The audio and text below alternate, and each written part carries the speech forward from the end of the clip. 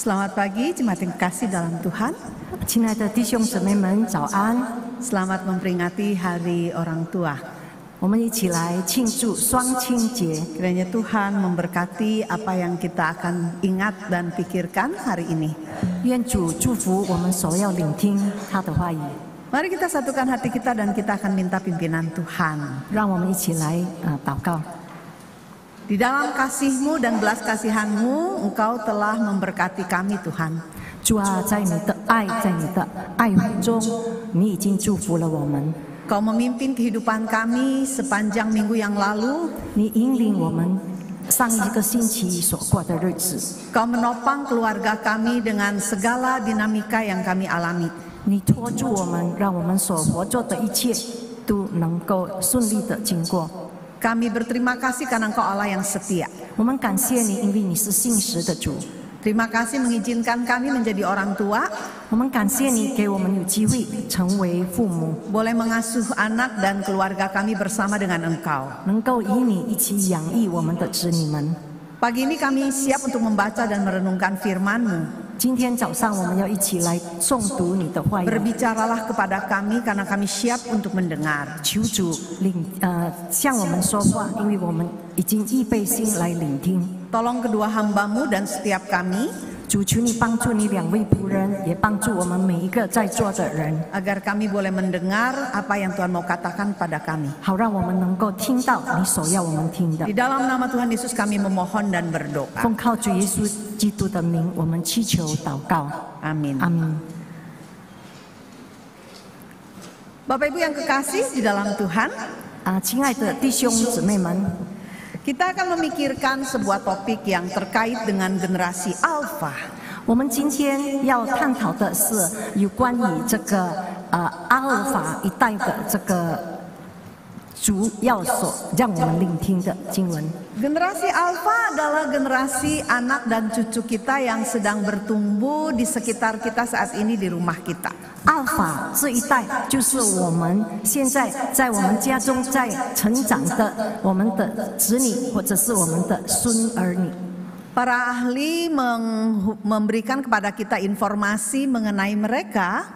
专家们告诉我们有关于他们。 Mereka adalah anak-anak kelahiran tahun 2010 sampai dengan 2025. 他们是2010到2025年出生的孩子们。 Yang diperkirakan setiap minggunya dilahirkan 2,8 juta bayi yang termasuk generasi ini. 这个阿尔法代的这个阿尔法一代的孩子们，他们出生率是每一个星期280万。 Dan pada tahun 2025 jumlah mereka akan mengisi populasi dunia sekitar 2 miliar orang. 2025年这个世界将要拥有这个阿尔法代的人20亿人。 Dan kelahiran mereka ini datang bersama dengan iPad dan Instagram. 他们第一批的出生跟 iPad 和 Instagram 一起推出。 Menjadi generasi yang sejak kecil terpapar dengan teknologi dan layar, sehingga mereka juga disebut generasi kaca. 所以呢，他们从小呢就已经很熟悉有关于这个视频的这个问题就是所以他们呢都被称为是这个玻璃时代。 Karena sejak kecil, karena pandemi mereka diperkenalkan oleh kita kepada gadget. 因为呢，我们过了这个疫情这个3年内，我们都让孩子们能够把这个 gadget 这个小工具介绍给孩子们。 Kaca besar, kaca sedang sampai kaca kecil itu semua menjadi keseharian mereka. 这些小工具呢，可能是大的玻璃、小的中的玻璃，或者是小的玻璃，他们都已经习惯了。 Mereka bukan hanya menggunakan teknologi, 他们不只是惯用科技。 tapi hidup mereka terintegrasi dengan teknologi sedemikian rupa. 他们已经跟这个科技呢融在一起。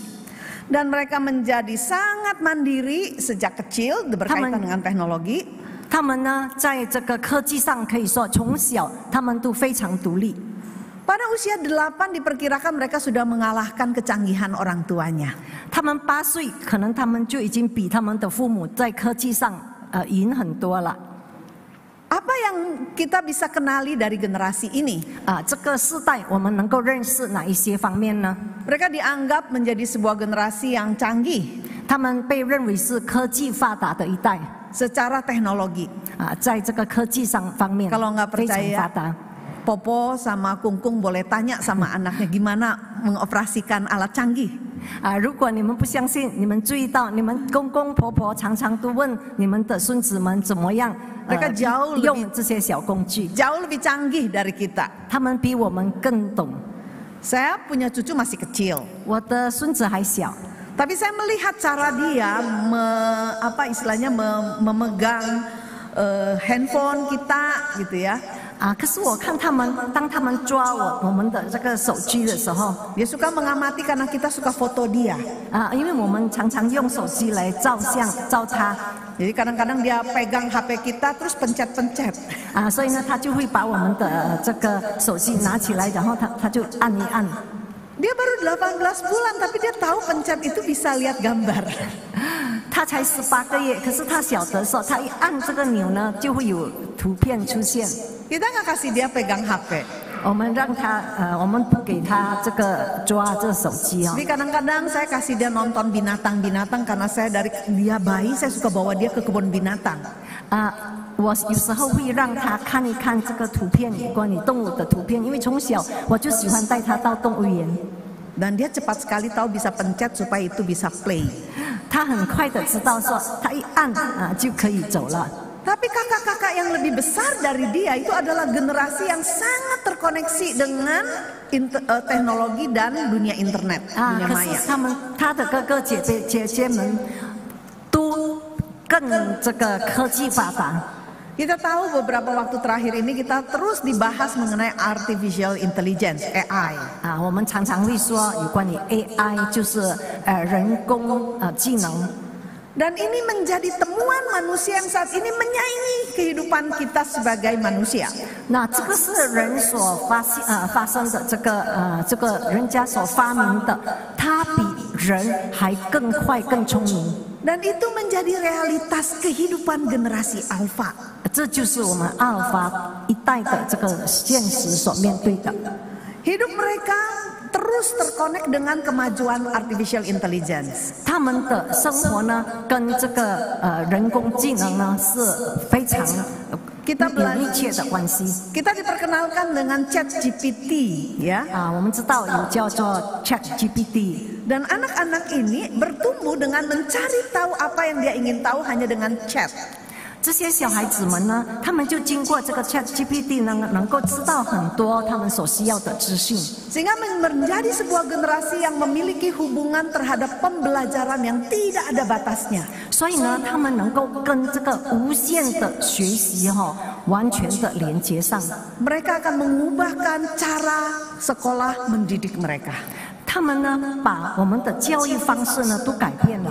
Dan kita melihat para ahli mengatakan mereka menjadi satu generasi yang unpredictable, sulit ditebak. 专家说他们是不能够预测的这一代， Karena terus berubah-ubah. 因为他们不断的改变。 Artinya kita memiliki tantangan untuk mengasuh generasi yang sulit sekali untuk dikategorikan. 所以呢，我们比较有挑战，我们要养育、滋润他们呢，我们要好好的来这个看，因为他们不能够被预测。 Mereka belajar lewat visual, itu kuatnya, visual learners. 他们是那种色的这个演示的这个学习者。 Sehingga apapun yang mereka mau pelajari cukup mereka dengan melihat lewat YouTube, lewat TikTok, itu semua menjadi sumber pengetahuan yang tidak ada batasnya. 所以当他们要学习的时候，他们很容易，他们就经过这个TikTok， 经过很多地方，他们就可以就是按一按，他们就晓得了。 Mereka menjadi satu generasi yang dikatakan tidak terlalu tertarik terhadap masalah iman. 他们可以说是对这个属灵方面没有兴趣的一代。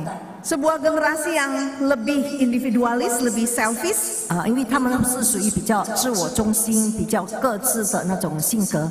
Menjadi sebuah generasi yang mengutamakan kenyamanan di atas aturan, norma.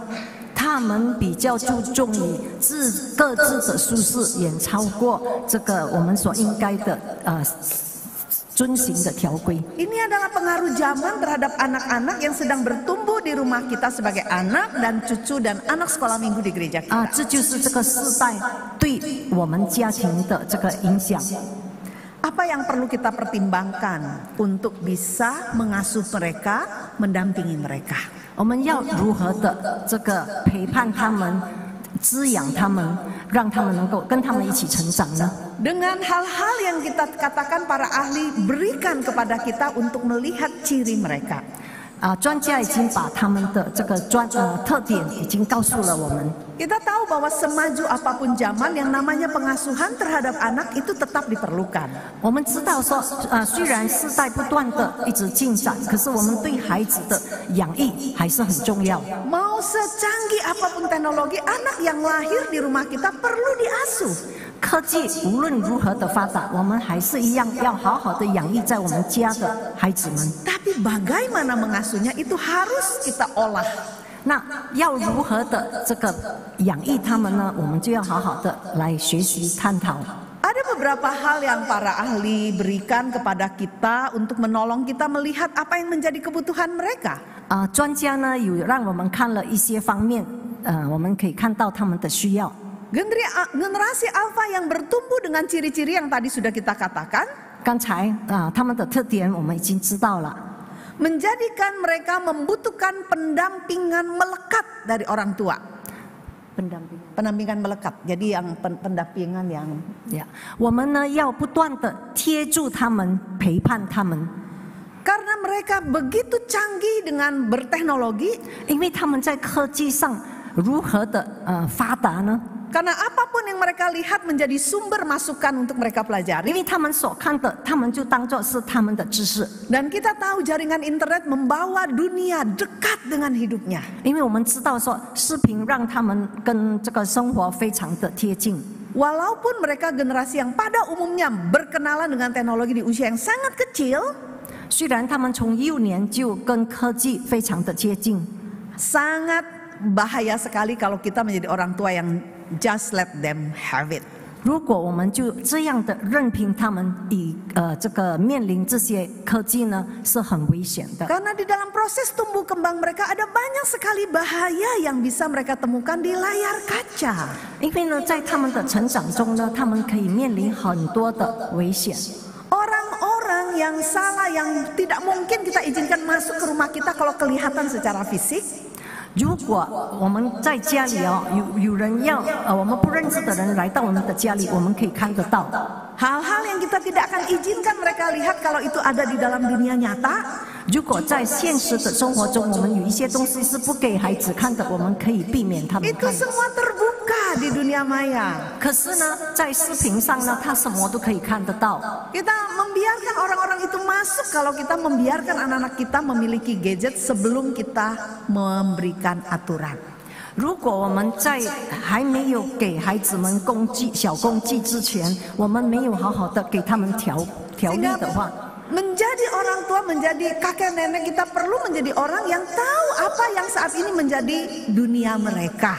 虽然我们成为父母，我们成为公公婆婆，我们要知道在他们的世代里面所面临的是什么。 Kita mungkin tidak akan secanggih mereka. 可能我们没有像他们这么科技发达， Tapi kita perlu menjadi orang tua, kakek nenek yang mengerti apa yang mereka ketahui. 可是呢，我们成为父母，成为公公婆婆，我们必须知道我们所需要知道的。 Apa yang mereka sukai. 我们需要知道说他们需要什么，他们喜欢什么。 Karena kalau kita bisa menjadi orang tua yang seperti itu, 如果我们能够成为这样的父母或者是爷爷奶奶， mereka merasa kita ini nggak jadul ketinggalan zaman. 他不会觉得我们是过时的一代， Kita relevan dengan situasi mereka. 他觉得我们跟他们还是有连接。 Sehingga orang tua yang mengasuh generasi alfa perlu relevan dan memberikan aturan yang jelas. 所以呢，要培育这些阿法的这个一代的人呢，必须有一些需要的科技认识。 Sebelum mengizinkan mereka memiliki gadget, 在未给他们这个小工具之前， bangun kesepakatan. 我们要先有一个合同， Berapa lama 他可以用多久？ yang boleh dan tidak, 什么可以看，什么不可以看。 dan satu kepercayaan yang akan dicabut kalau dia melanggar kesepakatan. 如果他违反了这个条规，这个就不算了。 Ini menjadi satu hal yang sangat penting untuk dilakukan oleh para orang tua generasi Alpha. 那父母们呢，这个非常的重要，要有这样的这个条规。 Karena kita tahu ada banyak sekali hal yang baik dan juga yang tidak baik di sana. 因为我们知道说，在这个视频里有很多是很好的，可是也有很多不好的。 Sehingga orang tua perlu menolong anak mengerti tidak semua hal itu baik untuk dia. 所以孩子们他们要明白说，不是所有的都对他们有好处。 Dan kita hanya mungkin menolong mereka sepakat dengan kita sebelum kita memberikan itu menjadi hak milik mereka. 我们才能够让他们遵循这些规则呢。如果我们在这个之前先给他们有一个合约， Kita nggak bisa mengasuh mereka dengan pola otoriter. 我们不能够用专制的方式来这个养育他们。 Karena para ahli mengatakan generasi ini tidak akan cocok dengan pola asuh otoriter, di mana kita punya otoritas dan kita memerintah, dia harus nurut. 专家告诉我们，我们不能够用专制的方式，因为我们有权势，所以呢，我们就这样的专制的这个教导他们。专家说是不行的。 Pola asuh yang cocok dengan mereka disebut dengan pola asuh otoritatif. 能够跟他们陪好的，就是叫做 authoritative。 Otoritatif, pola asuh otoritatif itu adalah kita punya tuntutan yang tinggi, disiplin yang tinggi. 这个意思呢是什么呢？就是说我们对他们有一个激励，就是有一个很高水准的激励。 Dan pada saat yang sama support yang tinggi. 可是同时呢，我们也给他们这个很高的这个扶持。 Antara disiplin dan kasih sama-sama tinggi. 这个爱跟这个激励呢是同样的重要。 Kita nggak punya cukup waktu untuk membahas pola ini. 我们没有这么多时间来谈关于 Tapi 这 yang 个。 jelas bahwa pola pendekatan parenting yang cocok dengan anak ini adalah pola ini. 所以呢，养育最适合的这个方式呢，就是这个 authoritative。 Dan karena mereka begitu canggih, karena mereka terpapar dengan kecanggihan, 因为他们呢，科技这么发达的话呢， para ahli mengatakan kita perlu mengasuh hatinya. 所以我们必须滋润他们的心灵， Kita perlu membidik hatinya. 我们要引导他们的心。 Di dalam perjalanan kita sebagai orang tua, 我们成为父母的里程中， kita selalu ingin memberikan yang terbaik bagi 我 anak. 们很希望能够把最好的给我们的孩子们。 Kita berfokus bagaimana zaman menuntut seseorang untuk bisa berkembang. 我们专注于让孩子能够怎么样的跟时代一起发展。 Saya yakin setiap orang tua memikirkan bagaimana bisa melengkapi anak-anak. 我相信每一个父母都希望能够很好的装备孩子们。 Pendidikan yang disarankan oleh para ahli pasti juga kita sudah tahu mungkin sebagian besar. 我相信我们大多数人都已经知道了他们所需要的这个时代所需要的这个知识，教育。 Kita membelikan alat-alat yang cocok untuk bisa perkembangan mereka. 我们买他们适合所用的工具， Kita memasukkan mereka ke sekolah-sekolah yang terbaik. 我们让他们能够进入最好的学校， Kita memberikan pelatihan-pelatihan terbaik 我们给他最好的训练， supaya mereka bisa berkembang di tengah zaman seperti ini. 好让他们能够与这个时代一起发展。 Kita mulai memikirkan bagaimana bisa memberikan kepada mereka keahlian robot proof. 我们开始想办法要如何的让他们有那个跟这个robot 能够相配的这个能力。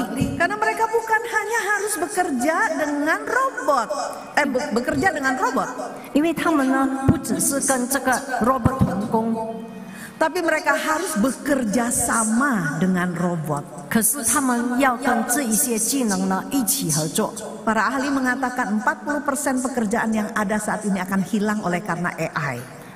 这个专家说，这个40%的工作的可能人们要失业，因为呢都已经被这个 AI 所代替。 Sehingga ada banyak orang tua, kakek nenek yang mulai memikirkan bagaimana anak ini akan berhasil di tengah zaman ini. 所以呢，成为父母、成为爷爷奶奶，他们已经在想要如何的让他们的孩子们能够成功在这个时代。 Para ahli ini memberikan banyak tips, tapi yang terutama lagi kita pikir bagaimana kita bisa mengasuh mereka secara rohani. 专家们已经告诉了我们很多关于那一方面的教导，可是，在属灵方面，我们怎么样来滋养他们呢？ Ketika Tuhan memberikan keluarga, memberikan anak-anak, 当上帝赐给我们家庭，赐给我们儿女们， Tuhan tidak memberikan kepada kita keleluasaan menentukan kita mau apain anak kita sendiri. 上帝也给我们自由的来如何的来养育我们的孩子。 Karena anak bukan hak milik kita. 因为呢，上帝不让我们自由的来养育我们的孩子，因为呢，孩子不是我们所拥有的。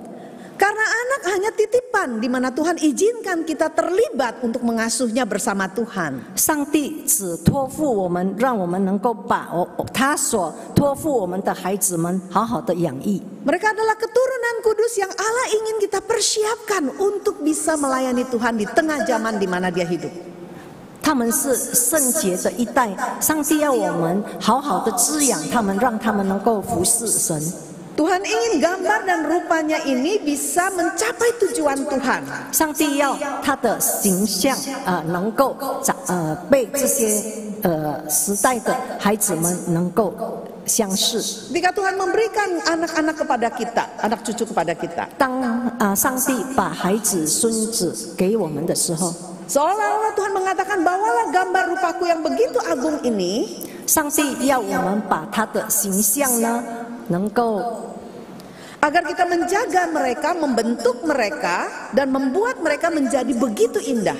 让我们能够把上帝美好的形象，让他们能够活出来。 Jadi bukan hanya masalah perkembangan otaknya, kemampuannya. 我们不只是着重于他们在脑上的这个进步， Tapi keseluruhannya, holistik. 可是要整个身心灵的成长。 Karena Tuhan ingin ketika kita membawa dia di dalam perjalanan kehidupannya, 因为在他们的生活里程中， orang-orang bisa melihat anak-anak itu dan melihat kemuliaan Tuhan di sana. 人们能够看见他们，也能够看见神的荣耀。 Dan ini menjadikan kita nggak boleh hanya memikirkan bagaimana mendampingi generasi Alpha dengan teknologinya. 所以呢，我们不能够只注重于这个阿法这个一代的这个科技发达， Tapi bagaimana bisa mengasuh mereka untuk Tuhan juga. 可是我们也要好好的探讨如何的能够滋养他们，让他们能够成为敬畏主的一代。 Inilah yang menjadi tema kita, 这就是我们的主题， yaitu bagaimana kita bisa mengasuh anak-anak ini 就是说我们如何的滋养这些孩子，养育这些孩子， sejak mereka kecil 从小 sehingga mereka berjalan di jalan yang benar sampai masa tuanya. 就走在主的道、主的真理，到他们年老。 Amsal 22 ayat 6 mengatakan, 箴言书22章第6节告诉我们。 Didiklah anak muda menurut jalan yang patut baginya, maka pada masa tuanya pun dia tidak akan menyimpang daripada jalan itu. 箴言书告诉我们，养育孩童，使他走当行的道，就是到老他也不偏离。 Kita melihat bagaimana para ahli pendidikan mengingatkan kepada kita tentang kebutuhan generasi Alpha. 这些教育家已经告诉我们，这个阿法一代所需要的是什么？ Salah satu yang diingatkan pada kita adalah anak-anak ini tidak kurang tertarik, kurang condong kepada hal iman. 其中一个他们的特点就是他们对属灵方面没有兴趣。 Ini menjadi sebuah tantangan tersendiri bagi kita untuk mengasuh mereka bagi Tuhan. 所以对我们要如何的这个滋润他们，是一种挑战。 Amsal ayat 22 ayat 6 yang menjadi landasan tema kita. 这个箴言书22章第6节成为我们的这个今天主题的基础。 Sebenarnya merupakan sebuah kebijaksanaan umum, sebuah kebenaran umum. 我们听起来就是这个是一个很普遍的真理， Ini bukan sebuah janji 并不是一个应许， yang bersifat mutlak. 不是说一个绝对的允许。 bahwa kalau kita lakukan hal ini sejak mereka kecil, pasti hasilnya semuanya bakal seperti itu. 如果我们好好的遵行这个道理，我们就能够有得到这样的结果。 Karena di dalam kenyataannya banyak orang tua juga yang mengalami ketika mengasuh anak dengan benar, hasilnya anaknya tuh menyimpang. 我们也发现说，在现实的生活中，这些父母已经好好的养育他们的孩子，可是到他们长大之后，他们还是有偏离。 Ada pengecualian seperti itu. 可是呢，我们也可以看到另外一个格外。 Karena ada banyak sekali juga orang tua yang mengajar anaknya di jalan Tuhan sejak kecil dan anaknya benar-benar tidak pernah menyimpang. 同时，我们看到说，有一批父母，他们好好的教育他们的孩子，而他们的孩子真的一点都不偏离。 Ayat ini menyingkapkan kepada kita ketika anak masih muda kita punya kesempatan membentuknya. 这个经文告诉我们，当知你们还在幼年的时候，我们有机会来塑造他们。 Tapi ada misteri, ada orang tertentu yang kemudian anaknya toh nggak jadinya seperti yang dibayangkan. 可是有一些孩子就不能够像我们所想象的这样的有这样的好结果。 Saya ingin kita melihat ayat ini sebagai sebuah kebenaran umum yang mengajak kita untuk melihat bagaimana melakukan right from the start di dalam parenting kita. 所以呢，这个经文呢，成为我们就是教导我们如何的以真理来开始我们的基础，就是教育的基础。 Karena para ahli menunjukkan kepada kita perkembangan rohani seorang manusia. 因为专家们告诉我们说，一个人的属灵成长， Benih itu didapatkannya ketika dia masih sangat bayi. 这个种子呢是从非常小，当他们成为幼婴的时候就开始有了。 Dari kesan yang dia dapatkan lewat orang tuanya yang mengasuhnya. 就是从他们这个滋养他们的父母，他们所得到的印象。 Jadi perkenalan seorang anak dengan iman itu dimulai dari impresi, kesan dia dalam pengalaman dia dengan orang tuanya. 所以呢，一个孩子他的属灵的成长呢，是从他们从父母得到的这个印象。 Mungkin itulah sebabnya ayat ini diberikan kepada kita. 所以呢，这个经文上帝赐给我们。 Pengasuhan anak adalah sebuah perjalanan penebusan. 这个教养孩子是一种这个属于这个里程，这个一种里程。 Ini sebuah perjalanan iman. Kita membutuhkan Tuhan berjalan bersama kita. 这个是一个救赎的里程，所以在主的真道上，我们一起与主同行。 Dan bagaimana kita bisa mengasuh mereka? 我们如何的能够滋养他们呢？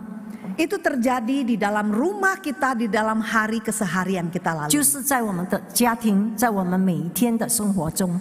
Ada banyak kesalahan dalam cara berpikir kita tentang pembangunan iman anak. 我们常常呢，在这个教育孩子的属灵方面呢，有一个错误的感觉。 Kita menjadi orang-orang tua yang selalu berpikir tugas gereja adalah mengasuh rohani anak-anak 我 kita. 们常常呢误认为说，这个教育孩子属灵方面呢是这个教会的责任。 Padahal kalau kita lihat firman Tuhan mengingatkan kepada kita, orang tua adalah pengasuh rohani utama anak. 可是主的话语告诉我们说，父母呢是我们这个主要的教导孩子在属灵方面的这个主导人。 Anak membutuhkan ayahnya untuk bisa menjadi imam di tengah keluarga mereka. 孩子需要他们的父亲成为他们的祭司。 Dan ayah diberikan porsi yang besar untuk membangun karakter anak dan menjadi wakil Tuhan bagi anak-anak ini di dunia ini. 这个父亲呢，负着很大的责任，因为呢，他们成为上帝在世上的代表，来塑造他们孩子们的这个属灵认识。 Kalau kita lihat di dalam Ulangan 6 ayat 4 sampai ke 6, 如果我们看这个生命记第6章第4到第9节， di sana kita menemukan ayat ini mengingatkan orang tua dalam dua hal. 我们看到说，这些经文呢，教导父母2件事情。 Bagian pertama tentang siapa Tuhan, 第一，上帝是谁？ dan Tuhan memanggil orang tua untuk bisa mengasihinya. 而上帝呢，呼召这个父母们来爱他， Dengan segenap hati, segenap jiwa, dan dengan segenap kekuatan. 就是第6章第4节告诉我们说，要耶和华我们的神是独一的，我们要尽心、尽性、尽力爱耶和华。 Dan diperintahkan untuk bisa dilakukan dan diperhatikan. 然后吩咐的话呢，都要好好的记在心上，也要殷勤的教育孩子们。 Dan di dalam bagian kedua diperintahkan untuk bisa diajarkan kepada anak-anak. 刚才第一方面呢是要好好的听，好好尽心尽力的敬拜主。第2方面呢，就是我们要好好的教训我们的儿女。 Bukan sekali-sekali tapi sepanjang waktu ketika ada kesempatan. 不只是一时而已，而是每个机会我们都要用来教导他们。 Saat sedang duduk, 当你在做的时候， sitting at home, 在这个你坐在家里的时候， saat sedang di perjalanan, driving time, 你在行在路上，就是说你在驾车的时候， saat ketika sedang bermain dan menikmati waktu keluarga, 当你在玩的时候，在你跟他们一起这个享受快乐时光的时候， saat ketika sedang berbaring, bedtime and meal time, sedang makan, 当你躺下来的时候，当你吃饭的时候， Tuhan ingin orang tua memakai setiap kesempatan untuk bisa menghadirkan percakapan rohani di sana. 上帝要我们能够把这个神的话语，让我们所谈的都是关于属灵的话语， Dan perlu secara sengaja melakukannya. 上帝要我们刻意的去做。 Dan Allah rindu orang tua mengajarkan kebenaran imannya kepada anak-anaknya. 上帝呢，渴慕我们能够把信心呢，从年幼就传递给我们的孩子子孙们。 Charles Hodge mengatakan demikian. Charles Hodge 是这么说的， Dia adalah seorang rektor Princeton Theological Seminary. 他是在 Princeton Theological Seminary 的这个教授。 Dia katakan kepala keluarga harus bisa mengajar Alkitab dan memimpin doa. 他说，成为一个一家之主呢，他必须会读圣经，也会带领祷告。 Semua orang yang tunduk pada pengawasan atau perlindungan gereja harus bisa menjaga keluarganya dalam menyembah kepada Allah. 每一个在教会所监督、所保护的人呢，他们都要能够教导他们的孩子们敬拜上帝。 Dan dalam hal ini tanggung jawab seorang pria kepada anak-anaknya dan juga kepada Tuhan seharusnya membuat rumahnya, mengharuskannya menjadi battle. Kalau bukan battle, rumah itu adalah tempat bagi roh jahat. 如果呢，这对父母们不能够好好的把这个上帝好好的教导给他们的孩子们，让这个家成为上帝的家，那相反的，这个家就成为恶魔之家。 Saya merasakan bahwa menjadi orang tua bagi generasi Alpha tantangannya luar biasa dahsyatnya. 我想成为这个阿法时代的这个父母呢，他的这个所面临的挑战是非常的严重。 Mereka terhubung dengan dunia hiburan yang tiada batas, mau games, mau K-pop, mau musik, mau film, YouTube. 他们呢，在娱乐方面呢，是真的无限的能够起到。 Bagaimana orang tua bisa melindungi mereka, melindungi roh mereka, melindungi pikiran mereka dengan kebenaran? 我们如何的能够以真理来保护这些孩子们呢？ Tidak ada cara lain selain daripada orang tua melakukan upaya yang maksimal di setiap kesempatan yang ada. 没有其他的方法，那就是父母就要以尽心尽力的在每一个机会好好的教导他们， Dengan sengaja menghadirkan suasana rohani di dalam rumah. 刻意的在家里呢建立这个属灵的气氛。 Tidak mungkin orang tua melakukan drop off anak ke gereja dan berharap anaknya akan menjadi orang Kristen dengan sendirinya. 不可能，父母只是把孩子就是送到教会，就让他们就自己能够在属灵上成长。 Orang tua dulu di gereja mula-mula melakukan tanggung jawabnya dengan serius di dalam hal seperti ini. 初期教会这些门徒们都非常的注重在这方面的教育。Karena mereka tahu tugas orang tua yang membangun rohani adalah tugas utama mereka. 因为他们知道说，建立孩子的属灵建筑是父母的责任。 Dan mereka menjalinnya di dalam keseharian hidup keluarga mereka. 然后他们呢，就是在他们每一天的生活中实行出来。 Karena dikatakan altar pertama yang dipuja-puja orang-orang primitif adalah tungku perapian yang menyala di tengah-tengah rumah tangga. 我们看这些原始人，他们第一个这个敬拜的祭坛呢，就是在家庭中间的那个壁炉，就是央然的壁炉。 Altar berikutnya adalah meja makan keluarga di mana makanan dirayakan dan peristiwa-peristiwa besar dalam sejarah keluarga diperingati. 另外一个祭坛就是餐桌，还有他们所吃的；还有另外一个祭坛就是他们纪念这个他们家庭的成功历史。 Dan pendeta pria dan pendeta wanita pada upacara tersebut adalah para bapak dan ibu keluarga tersebut. 在这个敬拜的这个中间，主要的就是男主仆跟女主仆，就是他们的父母，就是男牧师跟女牧师，就是他们的父母。 Dan kita melihat ini sejalan dengan teologi tradisi reform kita. 如果我们看他们所行的呢，跟我们现在这个归正福音所行的呢是一致的。 Karena ibadah hari Minggu yang kita lakukan seperti ini, 那像现在我们所进行的这个每个礼拜所进行的礼拜， adalah sebuah pertemuan dari anggota keluarga Kristen yang telah bergereja sepanjang minggu di rumah. 就是说在家里已经在家里敬拜主的这些家庭教会总共聚在一起的时刻。 Di dalam ibadah keluarga dan penyembahan terjalin dengan satu irama keseharian dalam keluarga yang saleh. 在家庭的敬拜呢，他们过着这个圣洁属灵的家庭生活。 Ini membawa kita untuk melihat seperti apa fungsi rumah kita seharusnya. 那这样的话呢，我们可以看到说，我们成为父母，我们应该有怎么样的角色。 Kita melihat fungsi rumah adalah sebuah tempat fasilitas built-in yang Tuhan berikan kepada kita. 我们看到说，家庭呢是一个已经上帝所设置给我们的这个设施。 Dia berfungsi sebagai tempat bernaung yang kudus yang pertama-tama. 是一个圣所。 Dia menjadi sebuah tempat untuk pembentukan. 也是成为一个塑造所。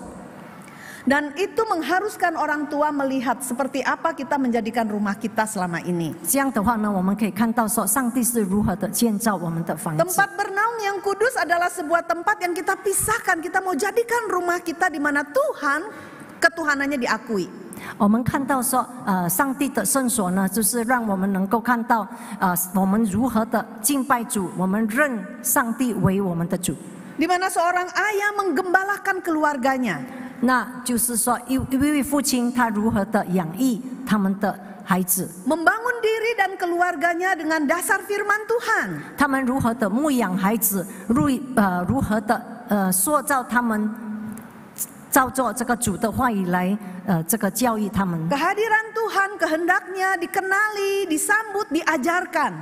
他们把上帝的灵格能够经历在他们的家庭中，并且教育他们的孩子们。 Sehingga rumah kita bukan hanya tempat hiburan, bukan hanya tempat tidur, bukan hanya tempat bergaul dengan keluarga, tapi tempat bergaul dan jumpa dengan Tuhan. 所以我们的家庭呢，不只是见到家人，可是这也是见到上帝的场所。 Goalsnya apa? 我们的目的是什么？ Supaya anak bisa peka dan sadar akan hadirat Tuhan. 好让孩子们他们能够有这种上帝灵格的这个敏感性。 Kita mau membentuk hati mereka supaya menjadi hati yang taat kepada Tuhan. 我们要塑造他们成为一个敬畏耶和华的孩子们。 Jika dia melihat orang tuanya mencontohkan hal itu, 如果他们看到他们的父母是这样的做， anak generasi Alpha ini akan bertumbuh menjadi sebuah generasi yang sekalipun canggih, 阿法代的儿女们虽然他们在科技方面非常的发达， dia punya hati yang takut akan 可 Tuhan. 是他们的心灵还是有一位敬畏耶和华的心。 Kita mungkin bisa melihat contoh dari kehidupan seorang Susana Wesley ketika mengasuh 19 anaknya.